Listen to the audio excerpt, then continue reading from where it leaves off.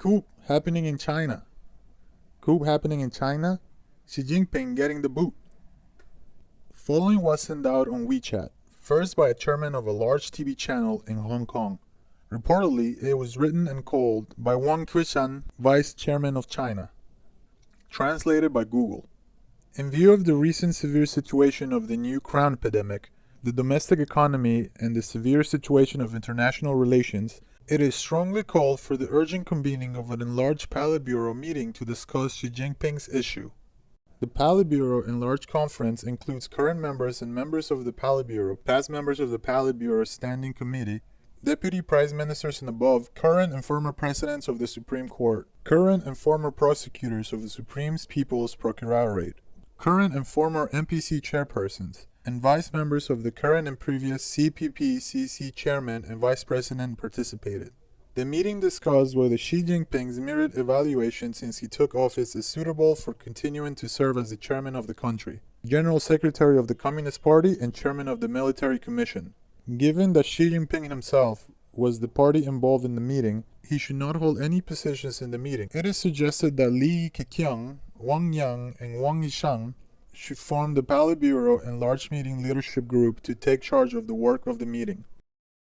The emergency Politburo enlargement meeting should discuss whether Xi Jinping's diplomatic line and foreign policy since he came to power, and whether it should be clear to return to the obscurity line advocated by Deng Xiaoping.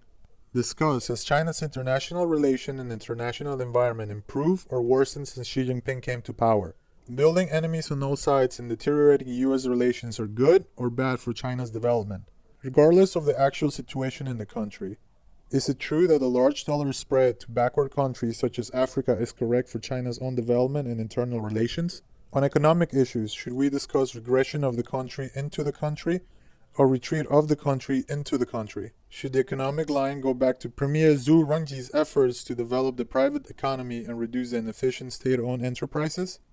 Should we stick to the market orientation or plan orientation? What boundaries and principles should the state be involved in with the economy? Should state-owned enterprises compete with private enterprises? Should financial regulation be transparent? Politically, is it clear whether the party or France University? Is it clear that the ruling party can go beyond the Constitution? Should the rights stipulated in the Constitution be implemented? Can the basic rights of citizens be sacrificed for short-term stability? Is freedom of the press and freedom of speech realized? Is private media allowed? How does the rule of law work? Should the justice be independent? Can citizens criticize the government? Is media and opinion supervision necessary? Should the party and government be separated? Should private property be protected? Should official property be made public? Should local officials be determined and accountable to local people? Should local governments practice a certain degree of autonomy? Does the government have no property rights? In relations with Taiwan, is reunification important or peace important? Is the form of the state important, or is it the well-being of the people important? On the issue of Hong Kong, is Hong Kong's prosperity important, or is it the central authority important? Should Hong Kong be allowed to implement full local elections? The evaluation of Xi Jinping's work since he took office is as important as bringing down the Gang of Four.